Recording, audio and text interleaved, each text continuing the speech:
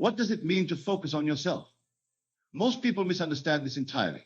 They believe it means to look at their flaws, to analyze their shortcomings, to dwell on their problems. But I tell you, this is not focusing on yourself at all. This is focusing on what you believe yourself to be, which is an illusion created by past experiences and limited thinking. To truly focus on yourself means to focus on the God within you. Know ye not that ye are the temple of God, and that the Spirit of God dwelleth in you? The real you is not this body, not this personality with its likes and dislikes, not this collection of memories and habits. The real you is the God presence animating your being. The real you is infinite consciousness having a human experience. When I tell you to focus on yourself, I am telling you to focus on this divine presence within you. I am telling you to recognize that you are not a man or woman seeking spiritual attainment. You are the Spirit itself, seeking expression through the vehicle of your humanity. Let me share with you a simple story. A man came to me once, deeply troubled about his financial situation. He had tried everything, working harder, investing wisely, seeking better opportunities, yet he remained in lack. I asked him a simple question. Who are you? He began to tell me about his profession, his family background, his education. I stopped him and said, those are things you do and roles you play. I asked who you are. After a moment of confusion, I explained to him that he was approaching his problem from the limited identity he had accepted for himself. He was trying to change his financial situation while maintaining the consciousness of someone who lacks. I told him, instead of focusing on getting more money, focus on being the person who already has abundance. For it is a law that no one can receive what he does not already have in consciousness. Now, how do you focus on the God within? Through the most powerful words in existence, I am. Whatever follows these two words shapes your reality. Most people use these words unconsciously, saying, I am tired, I am broke, I am unlucky, not realizing they are setting these conditions into motion. To focus on yourself truly means to be vigilant about what you attach to your I am.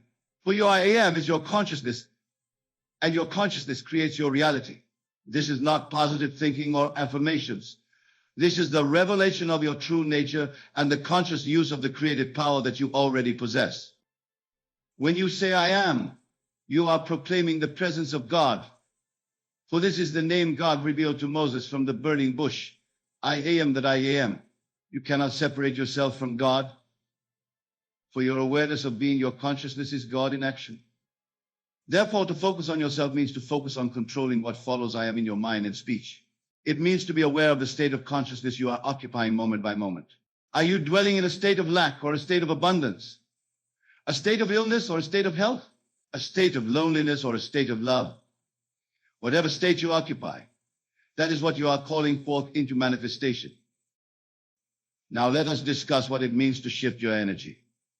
Many teach that you must push against negative energy, fight it, overcome it. I tell you that what you resist persists. You cannot fight darkness with darkness. You can only illuminate it with light. To shift your energy means to shift your state of consciousness.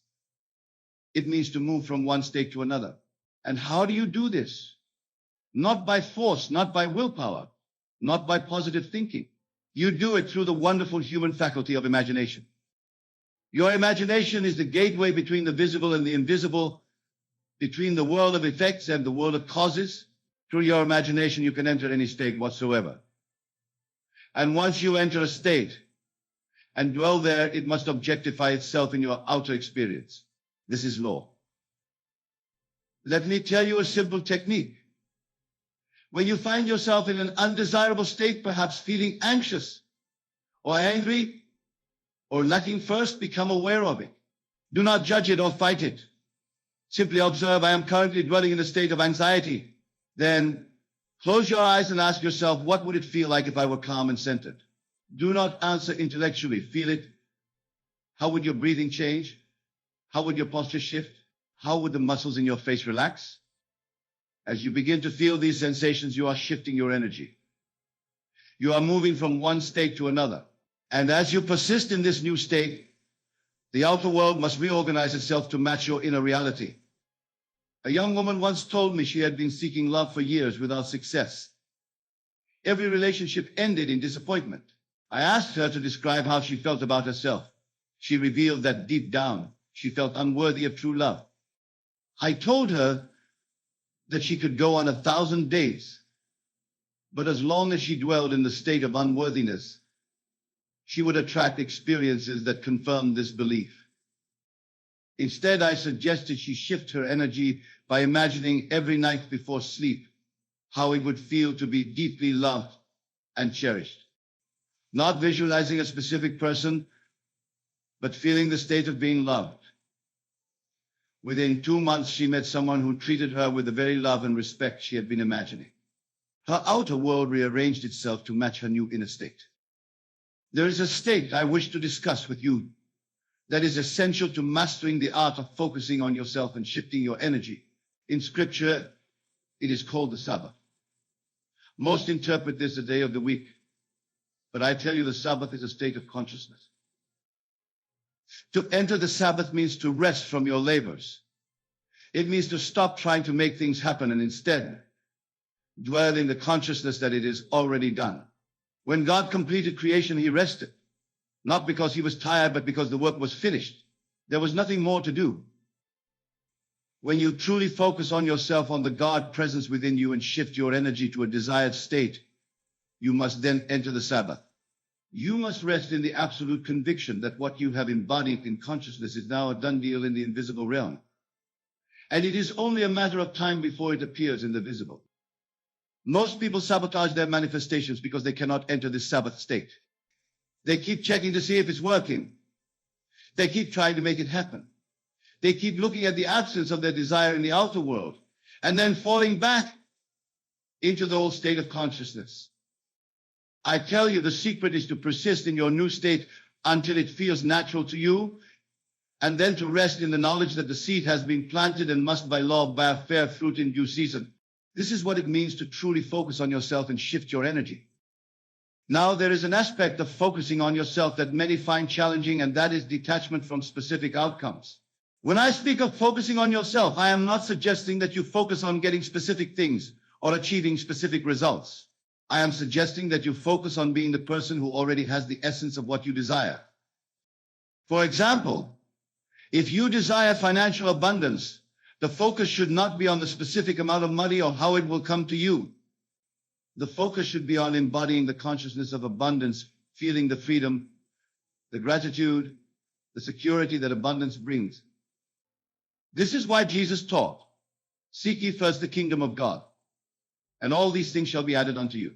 The kingdom is not a place. It is a state of consciousness. When you dwell in the right state, when you focus on being rather than getting, the outer forms will take care of themselves.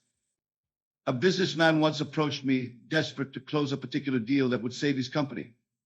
He had been pushing, manipulating, worrying about this deal for months. I told him the reason it hasn't manifested is that you are dwelling in the consciousness of desperation and lack. Instead of focusing on this specific deal, focus on embodying the feeling of being a successful businessman with a thriving company. He followed my advice, and something interesting happened. The deal he had been pursuing fell through, but within weeks, a much better opportunity presented itself, one that he couldn't have imagined or orchestrated through his own efforts. This is the power of focusing on the state of consciousness rather than the specific outcome. One of the most powerful ways to focus on yourself and shift your energy is to practice what I call living from the end. This means you imagine that you have already achieved your desire, and you live each day from that consciousness. If you desire a loving relationship, you live as though you are already in that loving relationship. How would you think? How would you feel? How would you move through your day? You embody these qualities now, not waiting for the relationship to appear. If you desire greater success in your career, you live from the consciousness of already being successful. You make decisions, speak, and act as that successful person would, not as someone striving to become successful. This is not pretending or deceiving yourself. This is understanding the true nature of reality. What is now appearing in your life is the result of past states of consciousness. The state you occupy now is creating your future. A teacher once came to me, unhappy with her position at a small school with limited resources. She wanted to teach at a prestigious institution where she could have a greater impact. I instructed her to mentally construct a scene that would imply she had already achieved this desire. Each night before sleep, she imagined herself in a faculty meeting at her ideal school, hearing a colleague address her by name and congratulate her on her innovative teaching methods. She persisted in this imagination until it felt completely natural to her. Within 6 months, without any direct action on her, she was invited to interview at one of the very institutions she had desired. The hiring committee told her they had heard about her innovative methods from a mutual colleague. Her inner experience had preceded and created the outer reality. Now I wish to share with you a powerful technique for shifting your energy when past events seem to hold you in an undesirable state. This technique is called revision. Most people believe that the past is fixed and unchangeable. But I tell you that what you call the past exists only in your consciousness. It has no reality outside of your memory of it. And since it exists in your consciousness, it can be altered. Revision is not denying what happened in the physical world. It is changing your memory and interpretation of the event, which changes its effect on your present consciousness. For instance, if you had a difficult confrontation with someone that left you feeling angry or hurt, you can revise it. Before you sleep, replay the scene in your imagination. But this time, see it unfold the way you wish it had happened. Feel the understanding, the harmony, the resolution that you desire. Do this until the revised version feels more real to you than the original memory. What this does is shift your energy from a state of resentment or pain to a state of peace. And since your outer world reflects your inner state, this revised inner experience will create new outer experiences that match it. A client of mine had a strained relationship with his father based on years of perceived criticism and emotional distance. I taught him the revision technique, and he began to revise their interactions each night. In his imagination, he heard his father expressing pride in him, felt the warmth of his father's embrace, experienced the ease of their communication. Within weeks, he noticed subtle changes in their actual interactions. His father seemed less critical, more open. My client realized that by changing his own perception and expectation, by shifting his energy, he had created space for a new relationship to emerge. The past hadn't changed in fact, but it had changed in effect, which is all that matters. The foundation of focusing on yourself and shifting your energy is what I call the law of assumption. This law states that if you assume you are what you want to be, and continue in that assumption will harden into fact. This is not wishful thinking. This is not pretending. This is understanding that consciousness is the only reality, and whatever state you occupy in consciousness must objectify itself in your experience. When you truly grasp this law, you realize that there is nothing to change in the outer world. All change must begin within your own consciousness. As within, so without. As above, so below. I had a student who had struggled with poverty consciousness her entire life, despite having a good education and various opportunities. She constantly worried about money, felt guilty about spending, and believed deep down that financial security was for others, not for her. I taught her to assume the state of financial abundance, not by changing her actions first, but by changing her consciousness. She began to feel the relief, the ease, the gratitude that comes with having more than enough. She embodied this state faithfully, despite no immediate evidence in her outer world. Within 6 months, her financial situation transformed dramatically. An unexpected promotion, an inheritance she knew nothing about, and opportunities to earn additional income all flowed into her life. But more importantly, her relationship with money changed. She no longer lived in fear of lack. She had shifted her energy through the law of assumption, and her world reflected this new state. As we deepen our understanding of focusing on yourself, we must address the fundamental question: who do you believe yourself to be? For your self-concept, your concept of self determines everything in your experience. Most people derive their self-concept from their past experiences, their environment, the opinions of others. But I tell you, your true self-concept should come from within, from your imagination, from your choice of who you want to be. Your self-concept is made up of all the assumptions you hold about yourself. I am intelligent. I am creative. I am loving. I am worthy. These are not affirmations, they are states of consciousness that you can choose to occupy. When you focus on yourself, the true self, not the personality, you are focusing on consciously choosing and embodying the self-concept that serves your highest expression. A young actor came to me, frustrated by his inability to land significant roles. He had talent and training, but continued to receive rejections. In our conversation, I discovered that he saw himself as an aspiring actor, someone trying to break in, a person who needs to prove himself. I explained that as long as this was his self-concept, this would be his experience. Instead, I suggested he revise his self-concept to I am a talented actor in demand. I am someone directors are eager to work with. I am recognized for my unique abilities. He began to embody this new self-concept, not just in auditions, but in every aspect of his life. He walked, spoke, made decisions as this new version of himself. Within several months, his career took a dramatic turn. The roles he was offered changed in quality. The way industry professionals treated him shifted. He had focused on himself, on being the person he desired to be in consciousness, and his outer world rearranged itself accordingly. When you truly understand how to focus on yourself and shift your energy, you begin to operate beyond the limitations of time and space, because consciousness is not bound by physical laws, and consciousness is the only reality. This means that what seems impossible in a three-dimensional world becomes possible in the fourth dimension of consciousness. Distances collapse, time accelerates or slows according to your state, and seeming miracles become natural occurrences. I recall a woman who came to me desperately wanting to reunite with her son, from whom she had been estranged for years. He lived across the country and had explicitly told her he wanted no contact. The situation seemed hopeless from a logical perspective. I instructed her to shift her consciousness to a state where reconciliation had already occurred. Each night she would imagine receiving a phone call from her son, hearing his voice expressing love and a desire to rebuild their relationship. She would feel the joy, the relief, the gratitude of this restoration. After faithfully embodying this state for several weeks, something remarkable happened. Her son, with no outward prompting, had a sudden change of heart. He called her on his own initiative, just as she had imagined, expressing a desire to heal their relationship. What could not be accomplished through external effort was effortlessly achieved through a shift in consciousness. This is the true meaning of Jesus' teaching. With men, this is impossible, but with God, all things are possible. God, your own wonderful human imagination functioning from the depth of your consciousness, knows no limitations. As we explore the art of shifting your energy, we must emphasize the absolute importance of feeling.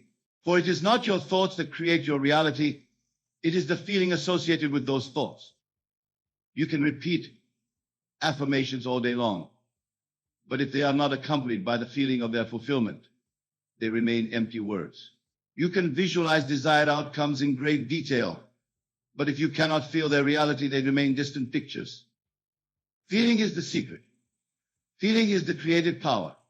When I speak of shifting your energy, I am speaking primarily of shifting your feeling tone, your emotional state.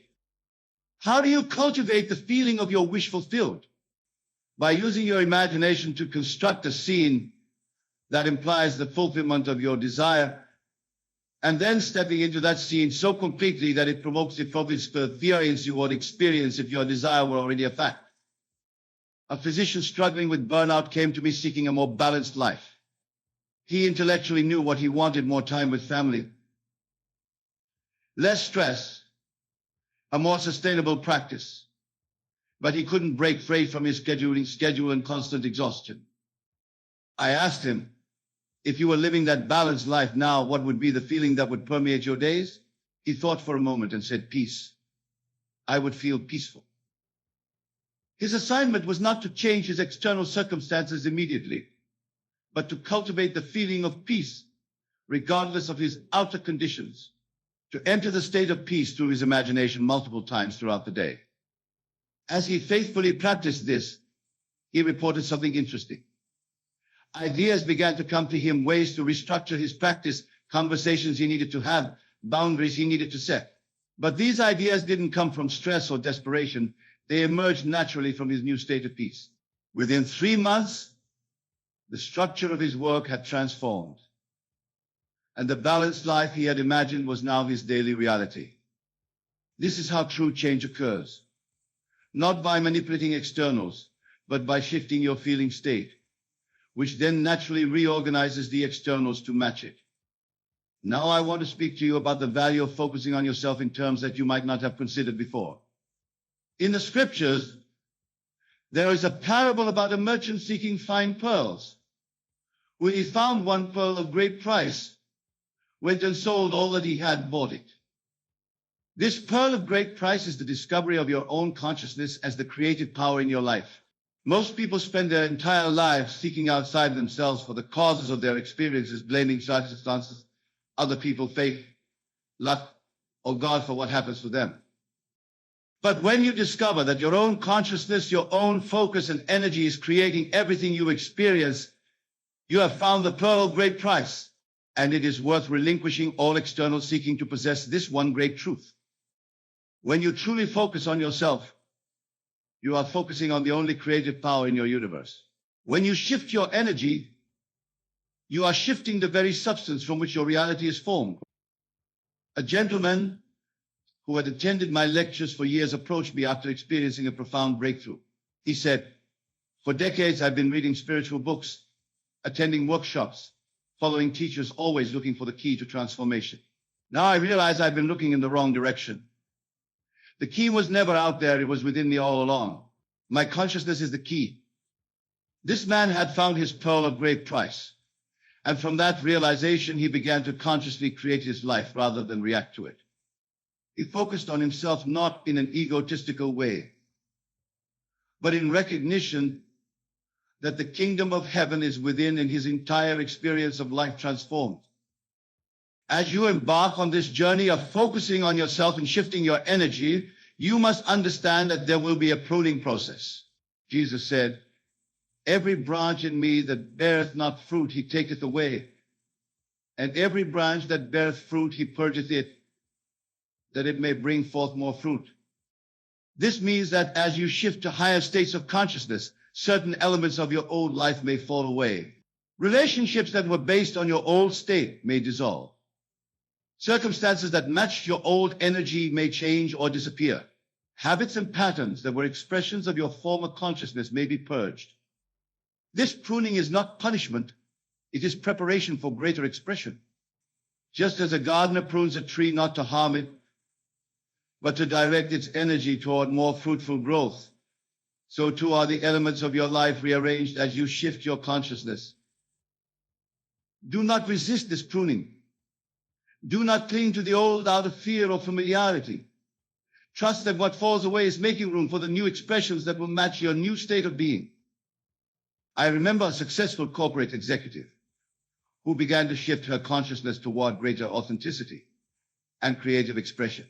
As she embodied this new state, she found herself increasingly uncomfortable in her high-paying but unfulfilling role. Eventually, she made the decision to leave her position, despite having no clear alternative lined up. Many thought she had lost her mind, but she understood that she was experiencing the necessary pruning that accompanied her shift in consciousness. Within 6 months, she had established her own consultancy doing work that deeply fulfilled her creative needs, and she was earning more than in her corporate role. The old had to be pruned away to make room for the new expression of her shifted energy. I want you to consider your consciousness as a symphony. Each thought, each feeling, each state you occupy is like a note in this symphony. When you focus on yourself and consciously shift your energy, you are essentially becoming the conductor of this symphony rather than a passive listener.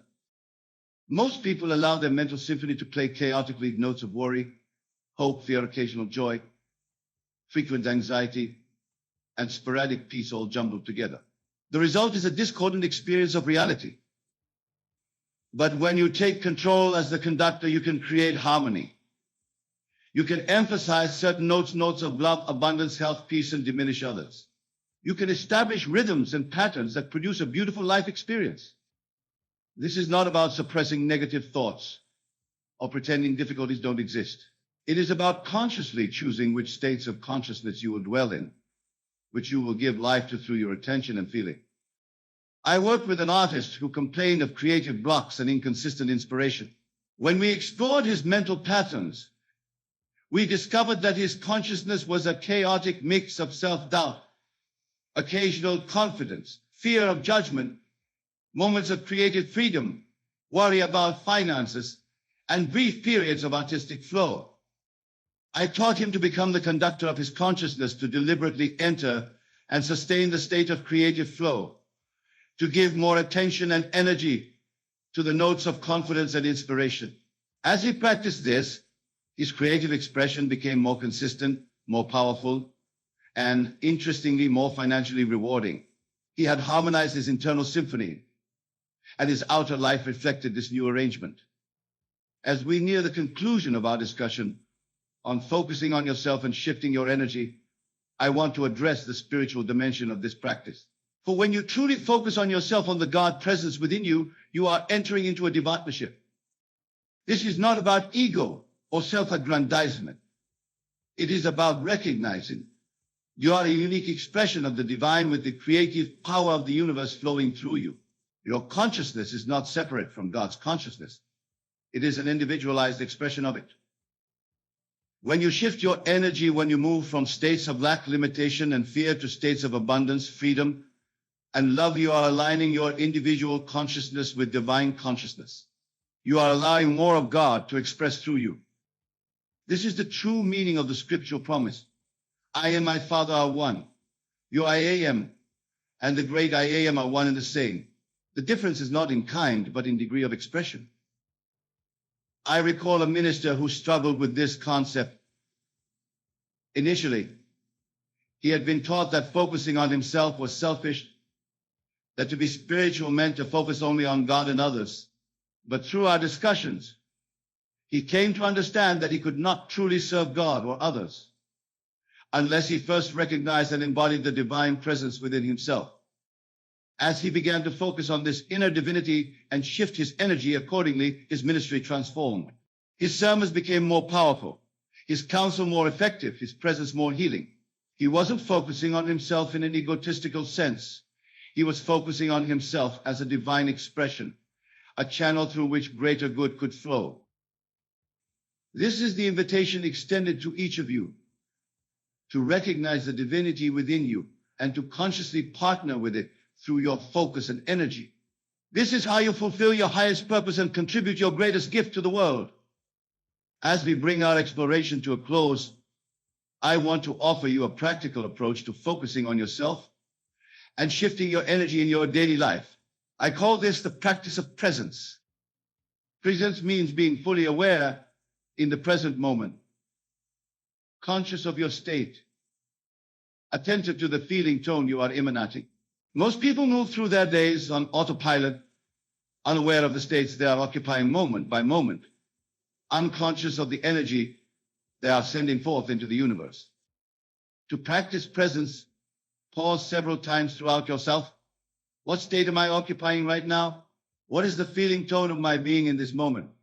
Is this the state that aligns with my desires and intentions? If you find yourself in an undesirable state, perhaps feeling anxious, resentful, inadequate, recognize that you have the power to shift immediately. Close your eyes if possible, take a deep breath, and imagine you can step into the state you prefer.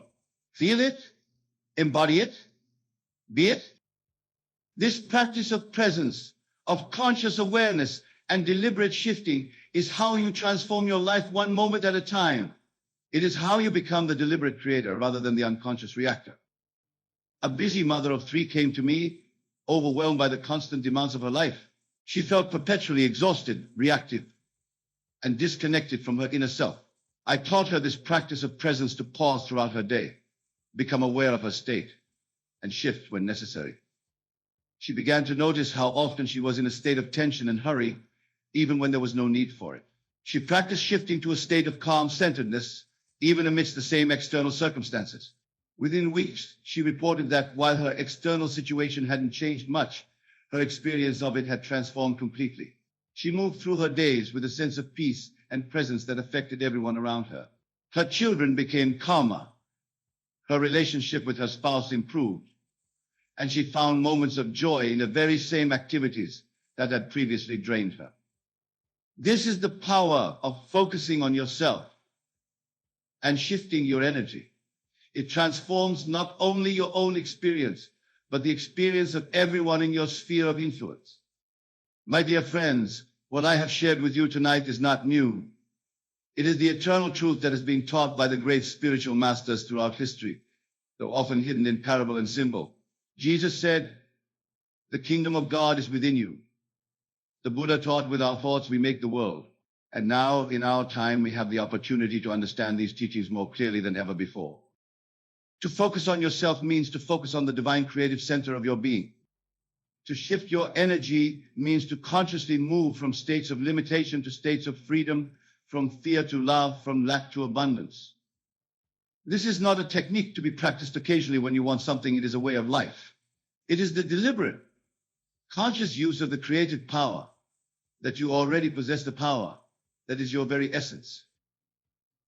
As you leave here tonight, I urge you to begin immediately. Do not wait for circumstances to change before you shift your state. Do not wait for evidence in the outer world before you embody the consciousness you desire. Remember the principle: the inner creates the outer, never the reverse. Focus on yourself, on the God presence within you. Shift your energy to the states that align with your highest vision. Rest in the certainty that what you are conscious of being, you must become. This is law. This is truth. This is your birthright. And now, with deepest respect for the divine being that you are, I bid you good evening, knowing that the seed has been planted and it must by divine law bear fruit in your experience. For it is done unto you as you believe, and there is no power outside of you that can override your consciousness. You are the master of your destiny, the creator of your life, through the wonderful human capacity to focus your attention and shift your energy. Thank you and good night. I tell you with complete certainty, the thing you have been seeking is, at this very moment, seeking you. The desire that burns within your heart was planted there by the divine, and that same divinity is now orchestrating all events, all circumstances, all seeming obstacles, to deliver unto you the perfect expression of that desire. Let us begin with the fundamental truth, a truth that many of you have heard me speak of before, but which bears repeating, for it is the foundation upon which all manifestation rests. You are God, not a part of God, not a creation separate from God, but God individualized. I and my Father are one, said the greatest teacher who ever walked this earth. He did not say, I and my Father are two, working together.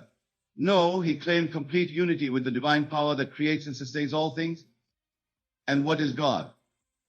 God is your own wonderful human imagination. That is the creative power in the universe. There is no other God. When you imagine a state and assume the feeling of that state is already realized, you are literally God in action, creating the conditions and events that must follow from that state. So when I tell you that everything you've been waiting for is coming, I am not speaking of some vague future possibility. I am speaking of an absolute law, as certain as gravity, as reliable as the rising of the sun. The law of assumption states that if you assume you are what you want to be and continue in that assumption, it must harden into fact in your outer world. Consider for a moment the things you've been waiting for. Perhaps it's financial abundance, a loving relationship, perfect recognition for your talents, or a sense of purpose and fulfillment. Whatever it may be, know this: the mere fact that you can conceive of these things means they already exist in what we might call the fourth dimensional reality, the realm of imagination, which is the very substance of God. Your task then is not to make these things happen through effort and struggle. Your task is to transfer your consciousness from where you are to where you desire to be. You must mentally live in your wish fulfilled. You must, through the controlled use of your imagination, assume the feeling of already being the person who has what you desire. Let me share with you a secret that has transformed countless lives. Feeling is the secret. It is not enough to merely visualize what you want or to affirm it with your lips. You must capture and maintain the feeling of already having it. For feeling is the language that speaks to the subconscious, and the subconscious is the creative power that shapes your world. Now, some of you may be thinking, but Neville, I have tried this, and my desire has not materialized. To you I say this, revision is necessary. You must go back and revise the experiences that have convinced you of lack, of impossibility, of unworthiness. For as long as those beliefs persist in your subconscious, they will continue to project themselves into your world. Tonight I invite you to a new practice. When you return to your home, sit quietly in your room. Close your eyes and ask yourself, what is it that I truly desire? Allow the answer to come from the depths of your being. Then, with your eyes still closed, construct a scene in your imagination that would imply the fulfillment of that desire. Perhaps it is a friend congratulating you, or simply the feeling of deep satisfaction and contentment that would accompany your desire's fulfillment. Now enter that scene. Make it as real as possible in your imagination. See the colors, hear the sounds, feel the textures, and most importantly, feel the emotions that would be yours in that moment of fulfillment. Feel the gratitude, the joy, the peace, the love. Feel it so intensely that when you open your eyes, a part of you knows with unshakable certainty that what you have imagined is now in the process of becoming your physical reality. Do this night after night, and you will be preparing yourself for the manifestation that is already on its way to you. For make no mistake, my dear friends, the law is always working, just as the law of gravity operates, whether you believe in it or not. The law of assumption is constantly shaping your experience according to the state you have assumed. Now let us speak of preparation. How does one prepare for the arrival of their heart's desire? First, by understanding the nature of time. In this three-dimensional world, events seem to unfold sequentially, creating the illusion of past, present, and future. But in the fourth dimension, in the realm of imagination, all possible states exist simultaneously. When you enter a state in your imagination, you are actually selecting one of these already existing states and bringing it into your three-dimensional experience. The time it takes for your imagined state to materialize in your physical reality is directly proportional to the naturalness of the state you've assumed. This is why feeling is so crucial. The more naturally you can feel yourself to be the person who already has what you desire, the more rapidly that desire will clothe itself in civil form. So preparation begins with cultivating patience and faith. Patience because seed time and harvest is a law of nature. You cannot plant a seed and expect it to bear fruit the same day. And faith because you must trust the process even when your senses deny the reality of your assumption. I have witnessed countless manifestations in my own life and in the lives of those who have applied this law. Let me share with you a story that illustrates this principle. A gentleman once came to me in dire financial straits. He had lost his business, was deeply in debt, and could see no way out of his predicament. I instructed him to imagine just before sleep each night that he was counting out large sums of money, feeling the crisp beat between his fingers, and experiencing the relief and joy of financial abundance. 2 weeks passed, and nothing changed in his outer circumstances. 3 weeks and still nothing. But he persisted in his imaginal act.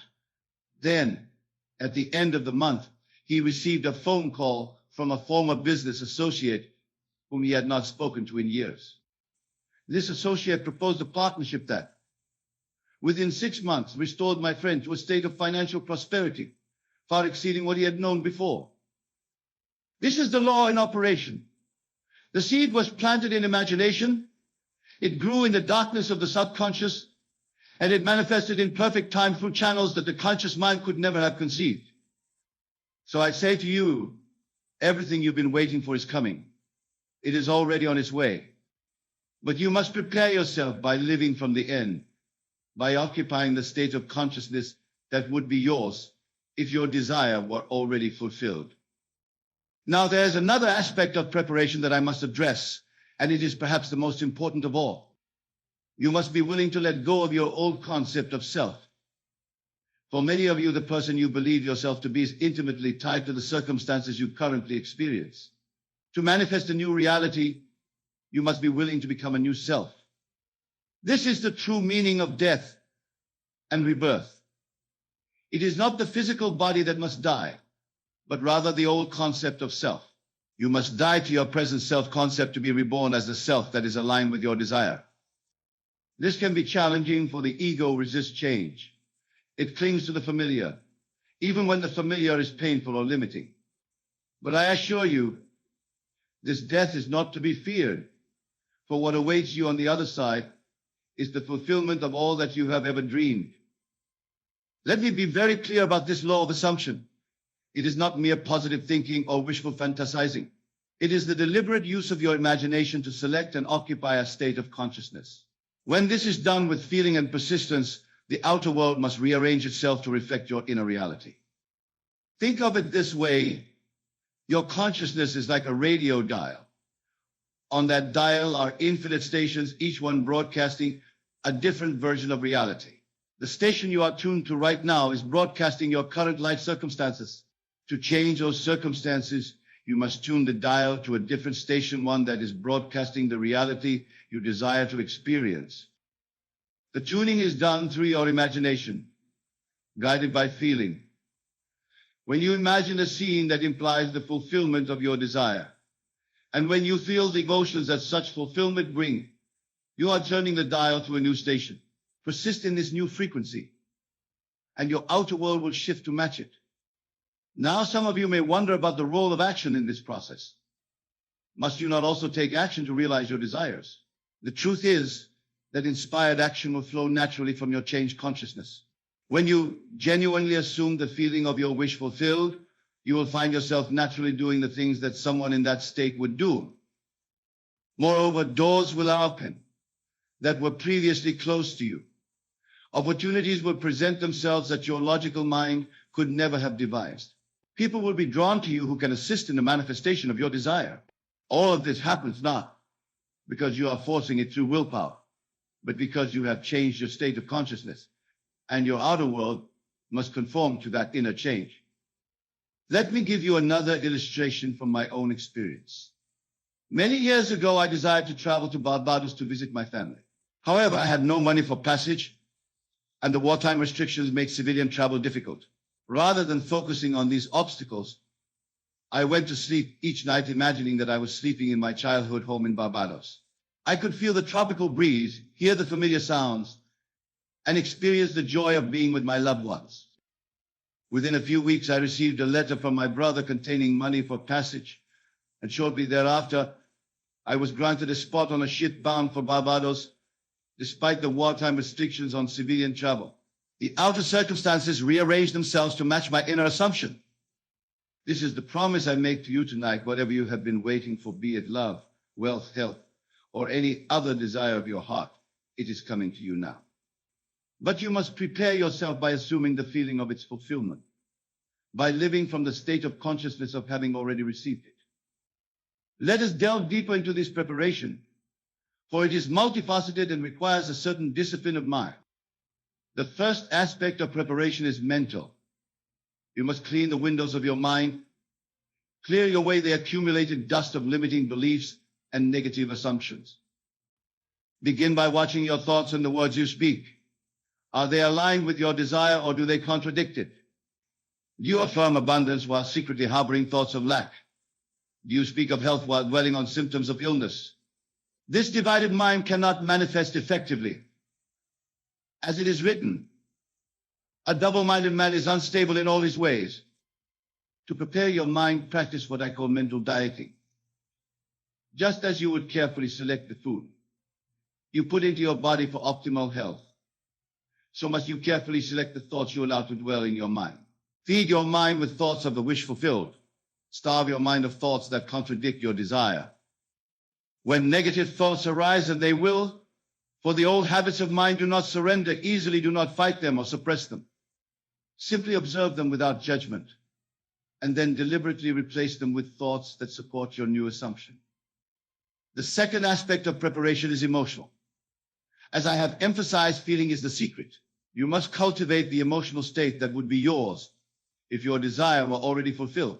This requires emotional discipline and awareness. Many of you live in a constant state of emotional reaction to external circumstances. Something happens, and you react with anger, fear, disappointment, or resentment. This reactive pattern keeps you bound to your current reality. To break free, you must become the master of your emotional state, choosing it deliberately rather than having it dictated by circumstances. Practice feeling the emotions of your wish fulfilled, regardless of what your senses report. Feel the security of financial abundance, even when your bank account is empty. Feel the love and companionship of a harmonious relationship, even when you appear to be alone. Feel the vitality and energy of perfect health, even when your body seems to contradict this. The third aspect of preparation is spiritual. By this, I do not mean religious in the conventional sense, but rather the recognition of your true identity as a spiritual being, as God individualized in human form.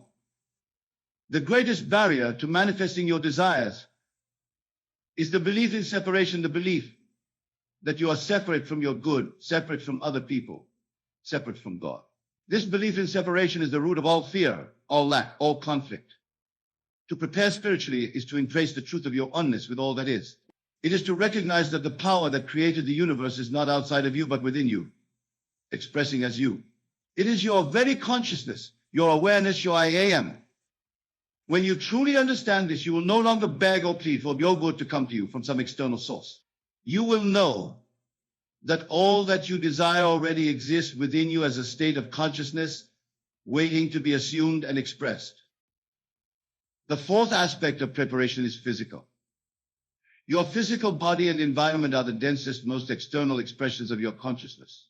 As such, they often lag behind your mental and emotional shifts. This is why patience is necessary.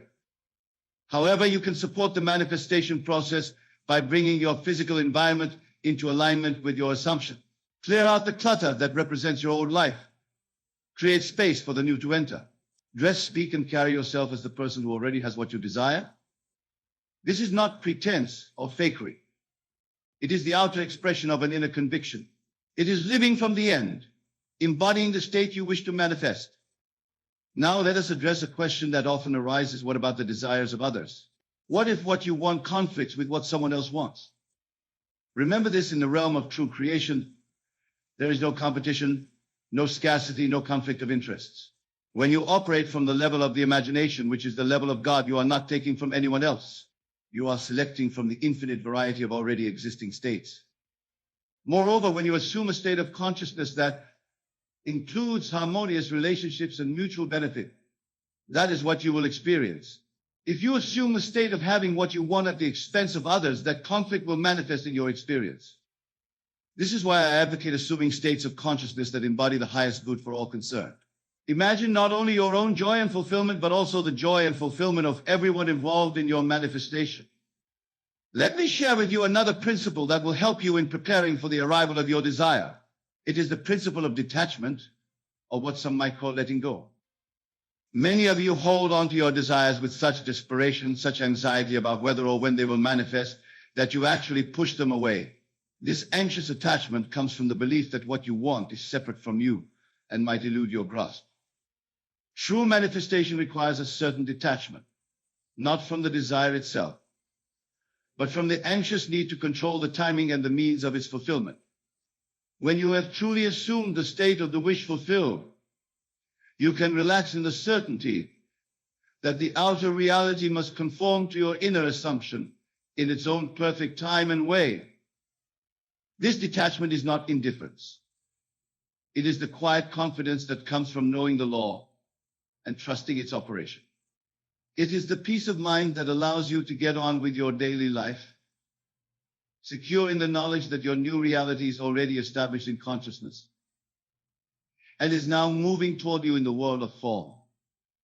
Now I want to address something that many of you struggle with: the appearance of obstacles or delays in the manifestation of your desire. When your outer world seems to contradict your inner assumption, it is easy to become discouraged and to doubt the law. But I tell you this: what appears as an obstacle or delay is often the very means by which your desire will be fulfilled. The bridge of incidents that leads to your manifestation may include elements that, to your limited perspective, seem to be taking you further away from your goal. This is where faith becomes essential, not blind faith in some external power, but faith in the law, faith in the creative power of your own consciousness.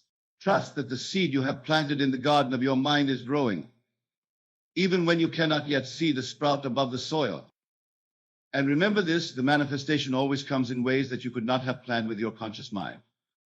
If you try to dictate exactly how your desire should manifest, you limit the infinite intelligence that is orchestrating the perfect unfoldment of your assumption. So release all anxiety about the how and the when. Your job is to maintain the state of consciousness of the wish fulfilled. The law will take care of the rest, bringing your desire to you through the path of least resistance, which may not be the path you would have consciously chosen. Let me give you yet another example from my own experience. There was a time when I desired to be invited to speak at a certain prestigious venue. Rather than focusing on all the reasons why this seemed unlikely, I simply imagined hearing the director of the venue introducing me to the audience. I felt the satisfaction and gratitude of this experience in my imagination. A few weeks passed, and I received no invitation. Then, seemingly unrelated to my desire, I was invited to speak at a small gathering in a private home. I accepted, though it appeared to have nothing to do with my original wish. At this gathering was a guest who, unknown to me, was a close friend of the director of the prestigious venue I had imagined speaking at. This guest was so moved by my talk that they recommended me to the director, and within a month I received the invitation I had imagined. Had I been fixated on a direct invitation coming from the director, I might have declined the seemingly insignificant invitation to speak at the private home, thereby missing the bridge of insights that was leading to the fulfillment of my desire. This is why I counsel you to release all preconceptions about how your good will come to you. Trust the law, maintain your assumption, and allow the infinite intelligence to work out the details. Now, as we approach the close of our time together, I want to address one final aspect of preparation that is often overlooked but is absolutely crucial. It is the practice of gratitude. Gratitude is the feeling that completes the manifestation cycle. When you express gratitude for something, you are affirming its reality in your experience. Gratitude is the recognition that what you have asked for has already been given. Begin now to give thanks for the fulfillment of your desire, even before it appears in your three-dimensional reality. Thank your Father, which is your own magnificent human imagination, for having already granted your request. This is not pretense. It is recognition of the truth that in the fourth dimensional reality, where your imagination dwells, your desire is already fulfilled. Your gratitude acknowledges this truth and helps to bring it into your three-dimensional experience. Make gratitude a daily practice. Each night before you sleep, review the day as if your desire had already been fulfilled. Feel the gratitude that such fulfillment would inspire. Let that feeling of gratitude be the last emotion you experience before drifting into sleep, for the subconscious is most receptive in those moments before slumber. And as you awaken each morning, let your first thought be one of gratitude for the fulfillment of your desire. In this way, you create a consciousness saturated with the feeling of the wish fulfilled, and this consciousness must externalize itself in your world. My dear friends, I have shared with you tonight the truth that everything you've been waiting for is coming to you now. I have explained the law by which this manifestation occurs, the law of assumption, and I have outlined the ways in which you can prepare yourself to receive your heart's desire. Let me summarize these principles once more, that they may be firmly established in your understanding. First, know that you are God individualized. The creative power of the universe is your own human imagination. Second, to manifest your desire, you must assume the feeling of the wish fulfilled. Feeling is the secret that speaks to the subconscious, which is the creative power. Third, prepare yourself mentally, emotionally, spiritually, and physically for the manifestation of your desire. Live from the end, embodying the state of consciousness that would be yours if your desire were already fulfilled. Fourth, Release anxiety about the timing and the means of manifestation. Trust the law, knowing that the bridge of incidents is being built to bring your desire to you in divine order. Fifth, practice gratitude for the fulfillment of your desire, affirming its reality in the fourth dimension, which is the realm of imagination. As you leave this place tonight and return to your homes, I challenge you to put these principles into practice. Select one desire, the thing you want most at this moment, and begin to live as if it were already yours. Feel the emotions it would inspire. Express the gratitude it would evoke. Embody the state of consciousness it would create. Do this consistently, persistently, faithfully. And I promise you that your outer world will reshape itself to match your inner assumption. For this is the law, and the law is absolute. Everything you've been waiting for is coming to you now. Prepare yourself by becoming in consciousness the person who already has it. For what you are, in consciousness, you must manifest in experience. The world is yourself pushed out. Change yourself and you change your world. This is the great secret, the great revelation, the great law by which all things come into being. Go now in the knowledge of your divinity, in the certainty of the law, and in the joyful expectation of the manifestation of all that your heart desires. For truly all things are possible to him who believes. Remember, creation is finished. All states exist now. Your task is not to create what you want, but to appropriate what already exists. And you do this through the assumption of the feeling of the wish fulfilled. Tonight, as you lay your head upon your pillow, I urge you to make this your practice. Enter into the silence of your own being. Construct a scene that would imply the fulfillment of your desire. Enter that scene. Make it real. Feel it. Believe it. Accept it as true. Fall asleep in that state. And watch as the power that is your own wonderful human imagination goes to work, reshaping your world to match your assumption. For the law is this: as within, so without. As above, so below. What you assume, you become. What you believe, you receive. What you expect, you experience. Everything you've been waiting for is coming. It is already yours in consciousness. Now, through your faithful assumption, it will become yours in experience. My blessing goes with you. May you use this law wisely, lovingly, and joyfully for the enrichment of your own life and the lives of all those you touch.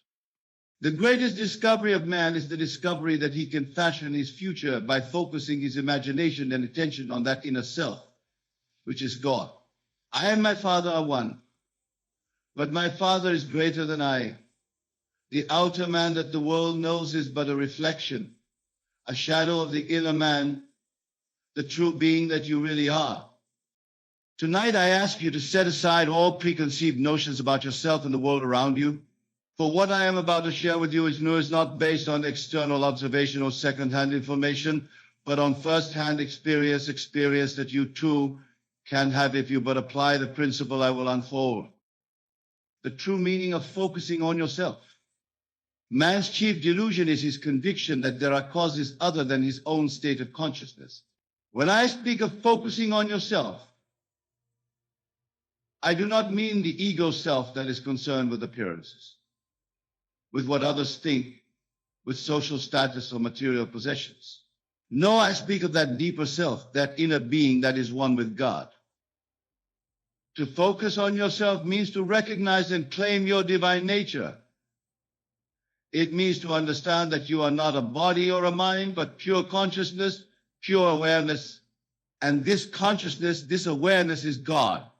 The kingdom of God is within you. Many of you come to me and ask how to change your circumstances, how to improve your lot in life, how to attract love, wealth, health, or success. And I say to you, the only way to change your outer world is to first change your inner world, your state of consciousness. The whole vast world is but a response to your conscious and conscious assumptions. The conditions, circumstances, and events of your life are but reflections thrown upon the screen of space by the projector of your mind. Change the film, change the projection. Change your assumptions, change your world. The power of assumption. Now, let me clarify what I mean by assumption. An assumption is not a wish or a hope or even a belief in the ordinary sense. An assumption is a state of consciousness that is lived in, felt, and embodied as though it were already true.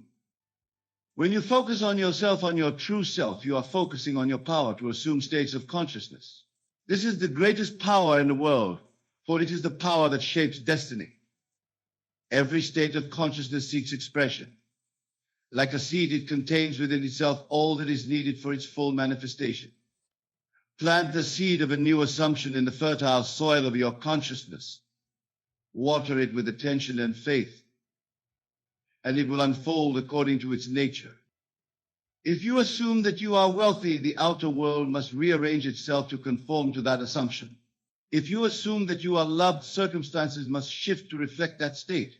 If you assume that you are healthy, strong, confident, or successful, those states must externalize themselves in your experience. But remember, the law does not operate tomorrow, but today, now. The assumption must be lived in now, as though it were already an accomplished fact. Feel its reality, bathe in its certainty, and know that what you are conscious of being, you shall be. The importance of feeling. Feeling is the secret. When I speak of assumption, I am speaking of feeling. An assumption without feeling is empty and powerless. It is not enough to say the words or even to picture the desired state in your mind. You must feel it. Feel as though it were already true. How would you feel if your desire were already fulfilled? What emotions would course through your being? What sensations would you experience? This feeling is the creative power, the living substance that will clothe itself in the form of your assumption. Many fail in their attempts to change their lives because they separate their mental pictures from their feelings. They can visualize what they want, but they cannot feel that they have it. And without feeling, there is no creation. This is why I emphasize focusing on yourself, on your inner state, on your feeling nature. For it is through feeling that you commune with the divine, with the creative forces of the universe. Feel yourself to be that which you want to be. Feel the joy, the satisfaction, the fulfillment that would be yours if your desire were already realized. Make this feeling so vivid, so real, that your whole being is saturated with it. Then go about your business in the calm assurance that what you have assumed must objectify itself. The art of detachment. Now we come to a principle that many find difficult to grasp: detachment. After you have assumed the feeling of your wish fulfilled, you must detach from it. This does not mean forgetting about it or abandoning it. It means releasing it, letting it go into the hands of the divine law that never fails. Detachment is not indifference. It is supreme confidence. It is the attitude of mind that says it is done and then rests in that conviction. Many of you struggle with your desires because you are too attached to them. You keep checking to see if they are manifesting. You worry that they may not come to pass. You wonder when and how they will appear. And in doing so, you betray your lack of faith, your doubt. And doubt is a confession of lack, of not having that which you desire. When you truly focus on yourself, on your divine nature, you understand that all things are already yours. All that the Father has is mine. From this state of abundance and completeness, you can detach from the need for specific manifestations, knowing that they are but expressions of what you already possess within. Detachment allows the seed of your assumption to grow without being uprooted by doubt or anxiety. It gives space for the divine law to operate in its own perfect way and time. The hour of revision. As you focus on yourself, on your true nature, you may become aware of past failures, mistakes, or painful experiences that seem to contradict your new assumption. Here is where the law of revision becomes invaluable. Revision is the art of mentally rewriting the past. It is not denial or suppression, but a creative reimagining based on the understanding that time is not what it appears to be. The past exists only in memory, and memory can be changed. If there are events in your past that trouble you, that seem to stand as barriers to the realization of your desires. Revise them. See them differently. Imagine that they happen in a way that supports rather than contradicts your present assumption. For instance, if you were rejected in the past but now wish to assume the state of being loved, revise that rejection. Replace it in your imagination with acceptance, with love, with the response you would have preferred. Feel the truth of this revised version until it becomes more real to you than the original memory. This is not self-deception. It is awakening to the fluid nature of consciousness and time. Time is purely psychological. It is what you are thinking of. And since thought can be changed, so can the past, at least in its effects on your present and future. By revising the past, you release its hold on your consciousness, freeing yourself to assume new states without the contradiction of old memories and limiting beliefs. The Sabbath. Sabbath. In the Bible, we read of the Sabbath, the day of rest. But the Sabbath is not a day of the week. It is a state of consciousness. It is that moment when you have done all that you can do by assuming the feeling of your wish fulfilled. And now you rest in the certainty of its manifestation. The Sabbath is entered when work is finished, when your assumption is complete, when you have succeeded in feeling the reality of your desire. Then, like God on the seventh day, you rest, knowing that what you have created in consciousness must objectify itself in experience. Too many of you never enter the Sabbath. You continue to labor in consciousness, to strive and struggle and worry, never allowing your creation to take form. You keep interfering with the natural process of manifestation through doubt, anxiety, or further effort. But when you truly focus on yourself, on your divine self, you know when to work and when to rest. You know that there remaineth a rest for the people of God, and that this rest is the attitude of complete faith and confidence that follows successful assumption. Enter the Sabbath. Having assumed the feeling of your wish fulfilled, rest in the knowledge that the seed has been planted and the harvest is sure. Allow the divine law to bring forth your creation in its own perfect way and time. The false god of circumstances. Now let me address a great obstacle that prevents many from focusing on their true self, the false god of circumstances. This idol is worshipped by most of humanity, who believe that external conditions determine their inner states. They say, when my circumstances change, when I have more money, when my health improves, when I find the right partner, then I will feel secure, peaceful, happy, or fulfilled. But this is idolatry.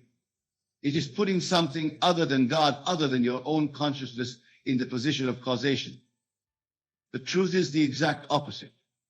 Your inner state, your consciousness, determines your circumstances. All that befalls a man, all that is done by him, all that comes from him happens as a result of his state of consciousness. When you focus on yourself, on your divine nature, you cease to worship the false god of circumstances. You recognize that you are the cause, not the effect, the creator, not the creature. You understand that by changing your conception of yourself, you change your experience of the world. Do not look to circumstances for evidence of your assumptions. Look only to your inner feeling, your state of consciousness. For that is the cause, and circumstances are but the shadow, the pruning shears of revision. As you focus on yourself, on your divine imagination, you must learn to use what I call the pruning shears of revision. Just as a gardener prunes a plant to encourage its growth and beauty, so must you prune the contents of your consciousness to foster the flourishing of your desires. Each night before you fall asleep, review the events of the day. If any experience contradicts the state you wish to establish, revise it. See it differently. Reimagine it as you would have preferred it to be. Did someone speak to you harshly? Revise the conversation so that their words were kind and encouraging. Did you face a disappointment or setback? Reimagine it as a success, a step forward on your path. This nightly practice of revision serves multiple purposes. It prevents the accumulation of negative impressions in your subconscious mind. It trains your imagination to create according to your wishes rather than merely reflecting external events. And it establishes the habit of focusing on what you want rather than what you do not want. Remember, attention is the key to life. And the attention that you give to anything is the measure of the life that exists in you. By revising unwanted experiences, you withdraw your attention from them, denying them the life that would otherwise sustain and perpetuate them. The divine within. The Lord is in his holy temple. Let all the earth keep silence before him. The Lord, the divine I am, dwells within you. Your consciousness, your awareness is God in action. When you say I am, you are speaking the name of God. Most of humanity does not recognize this truth. They think of God as something outside themselves, separate from their own being. And in doing so, they exile themselves from the kingdom, cutting themselves off from the very power that could transform their lives. But when you focus on yourself, on your true self, you discover that you are not separate from God. You are one with the divine. I and my Father are one. This is not blasphemy. It is the highest truth, the secret that the mystics and sages have known throughout the ages. You are not a human being having a spiritual experience. You are a spiritual being having a human experience. Your true identity is not the body or the personality, but the consciousness that animates them. And this consciousness is God. When you know this not intellectually but experientially, you cease to look outside yourself for power or guidance or salvation.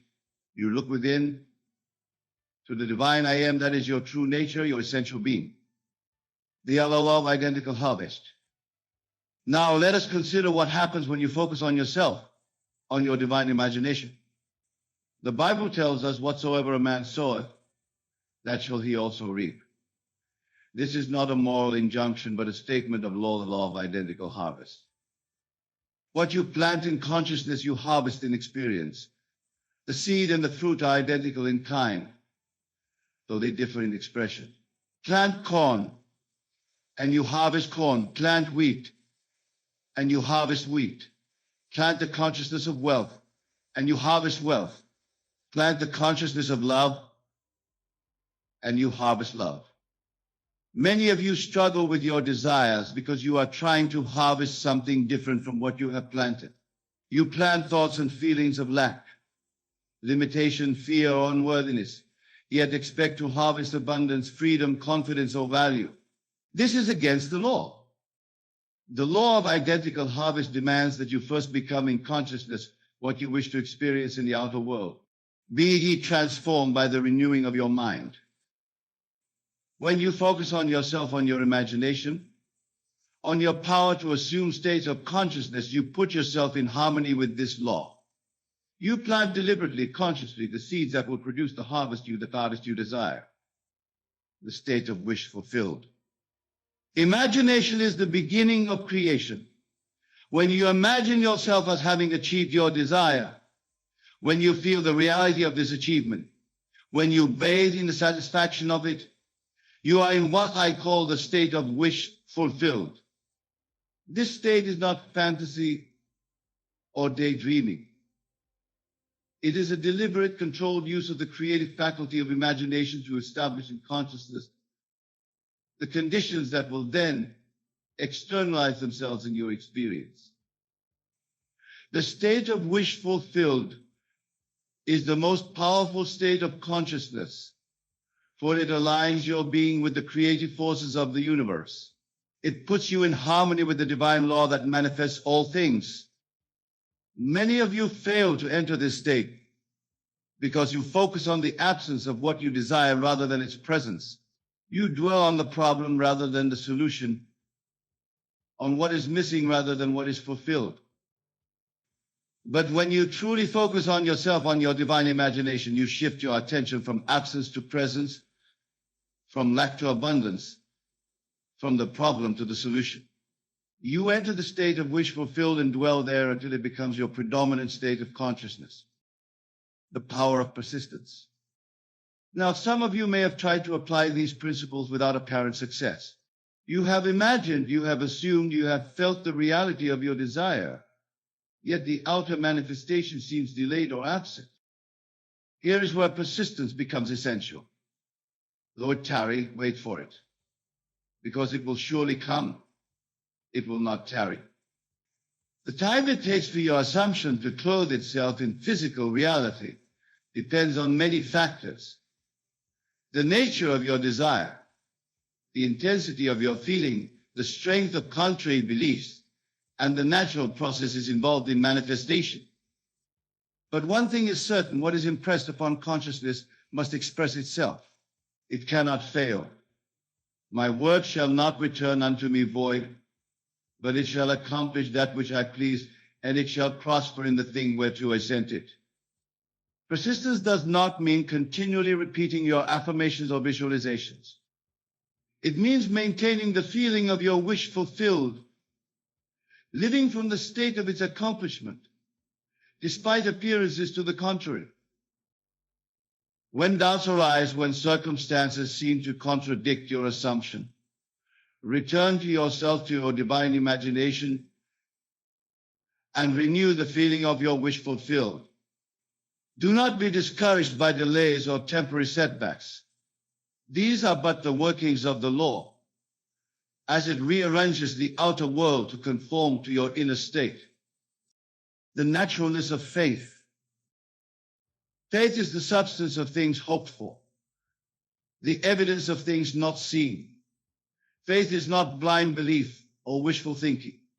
It is the feeling of certainty that what is not yet seen in the outer world is already present in the inner world of consciousness. When you focus on yourself, on your divine imagination, you discover the naturalness of faith. For faith is simply the feeling that accompanies successful imagination. When you have truly imagined yourself as having or being what you desire, when you have felt the reality of it, faith is the inevitable result. Many struggle with faith because they try to believe in something outside themselves, something separate from their own consciousness. But true faith is faith in yourself, in your divine self, in your creative imagination, in the God within you.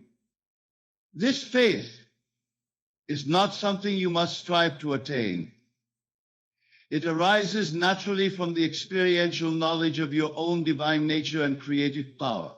It is the certainty that what you are conscious of being, you shall be, that what you assume, you shall realize.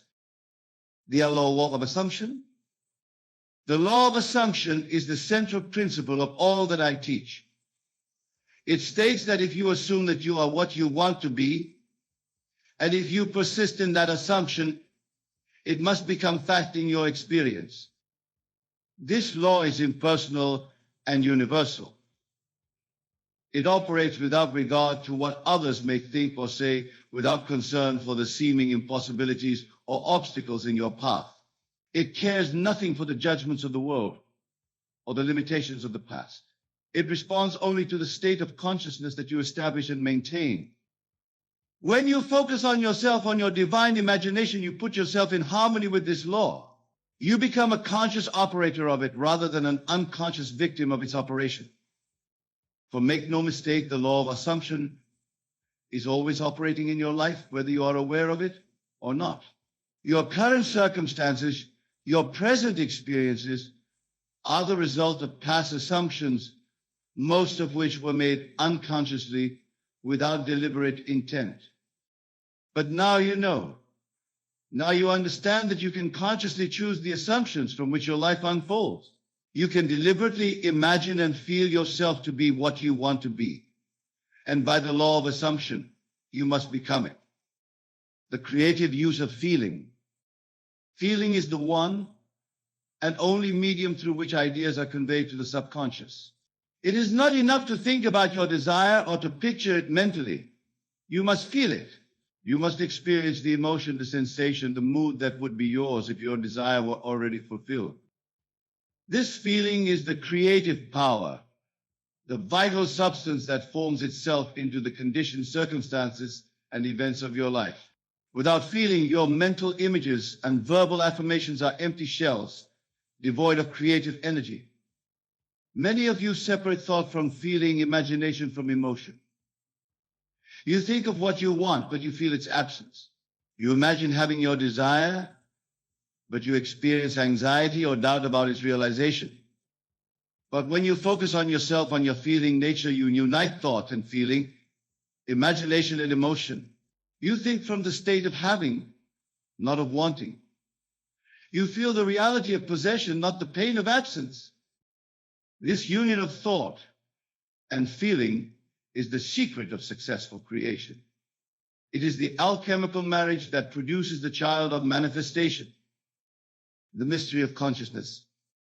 All that you behold, though it appears without, it is within, in your imagination, of which this world of mortality is but a shadow.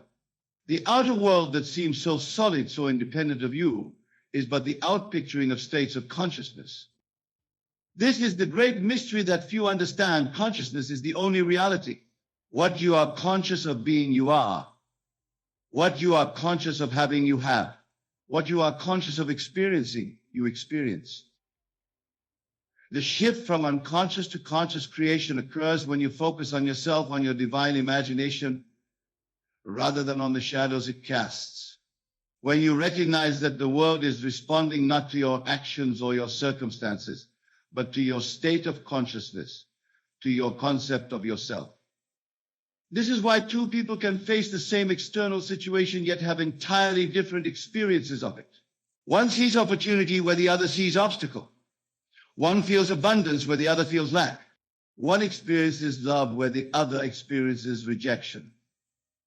The difference lies not in the situation itself, but in the consciousness through which it is perceived and experienced. When you know this, truly know it, not as intellectual concept, but as lived reality, you cease to be a victim of circumstances.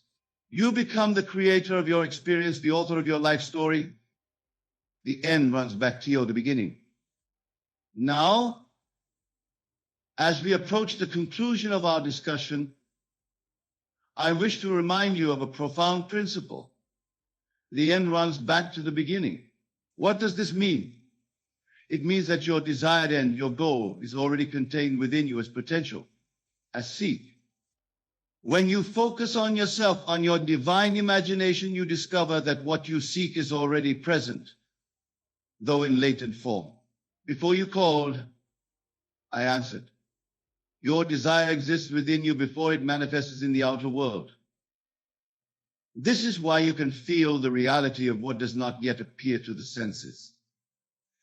You can experience now what seems to belong to the future.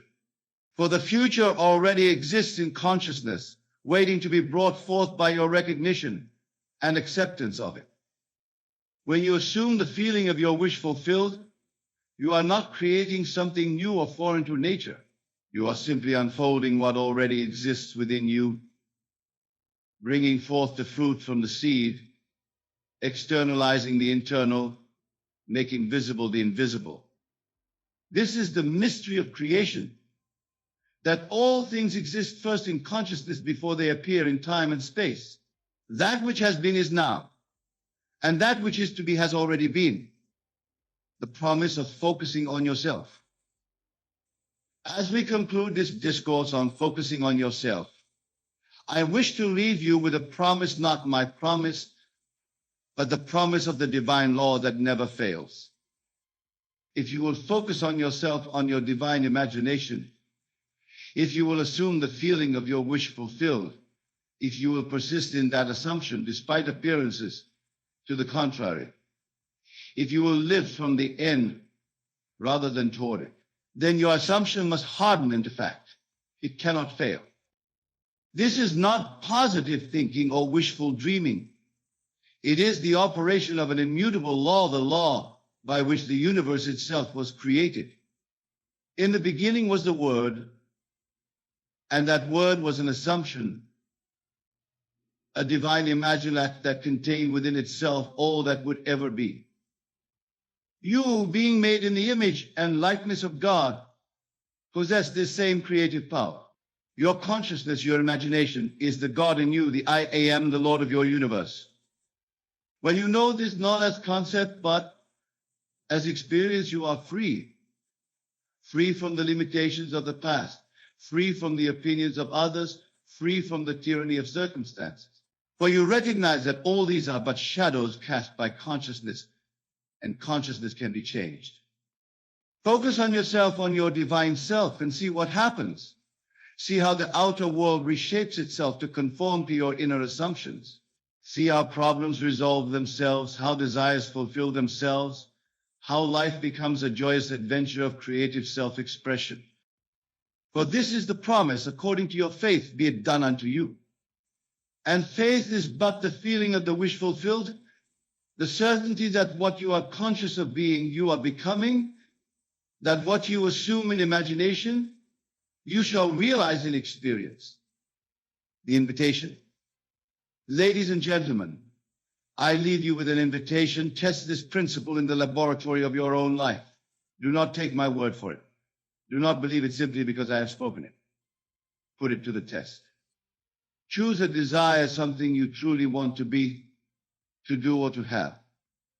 Then, instead of working toward it in the outer world, assume the feeling of already having it.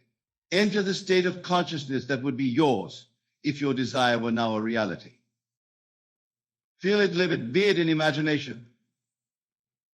Persist in this assumption despite any contradictory evidence of the senses. Rest in the certainty that what you are conscious of being, you must become. Then observe. Watch how the outer world begins to rearrange itself to match your inner state. Notice the seemingly coincidental events, the unexpected opportunities, the fortuitous meetings that move you toward the manifestation of your desire. This is the promise of focusing on yourself, on your divine imagination. It is the promise of creative power, of freedom, of mastery over the conditions of your life. Remember, you are the operant power. You are the power that creates the script. It doesn't happen to you. It happens by you, but it can't happen without you. When you know this, truly know it, you are free indeed. Focus on yourself, on your divine self, and see what happens. For what happens will be nothing less than the transformation of your world, the rebirth of your life as a conscious expression of your own divine imagination. The choice is yours. The power is yours. The time is now. Focus on yourself, on the God within you, and let the miracle of conscious creation unfold in your experience. Thank you.